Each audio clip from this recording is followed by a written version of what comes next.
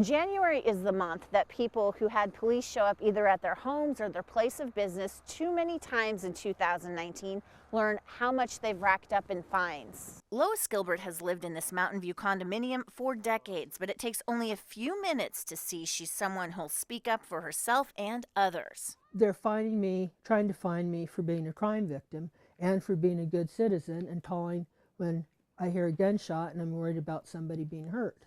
She told To Investigate she's put up with bullies big and small her entire life. She's even got old surveillance footage of some of it. It shows the kids harassing me, calling me fat punk, and blocking the path.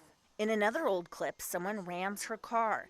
Gilbert says stuff like this never lets up, and yet these days she's still trying to do her part. Part of what they're trying to fine me $3,500 for is calling too much about the gunshots. Her neighborhood has seen its share of trouble, like this shooting in April 2018 and another shooting in August of 2019. When crimes like these happen, there's no penalty for calling police, but it's a different story when it's not life and death. They don't want unnecessary responses, but if you hear a gunshot, I mean, you don't know if somebody is firing in the air, if they're trying to intimidate somebody, if they've just shot somebody.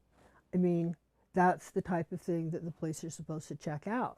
Anchorage police declined to speak with us about Miss Gilbert's situation. They said they couldn't because it was an open case, but they did agree to sit down with us and walk through the basics of when it is and isn't okay to call police.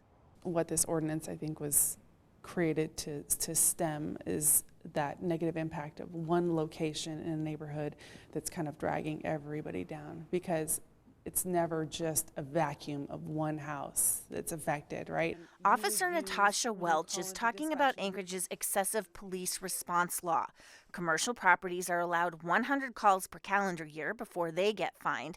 Residential properties, 8 calls per year. Drug traffic, loud fights, addiction-related problems, these general disturbances tend to have the highest call volume, and fines for them are an attention-getting form of intervention. So it's really just a huge process of talking to homeowners, talking to property owners and saying, we want to work with you. We want this to be better. We don't want police to keep responding to this place over and over and over for the same exact call type. We can work with you and something will change. Anchorage police need and want citizens to call about serious crimes, things like child neglect, domestic violence, and stalking. So these types of calls don't count toward call totals. For the calls that do count, warning letters come first, on average more than 100 a year, and with them a chance to fix the problem. Most people are compliant. Most people do reach out. We come up with a plan that is effective and the plan works. Of those 100 warning letters issued in 2019, only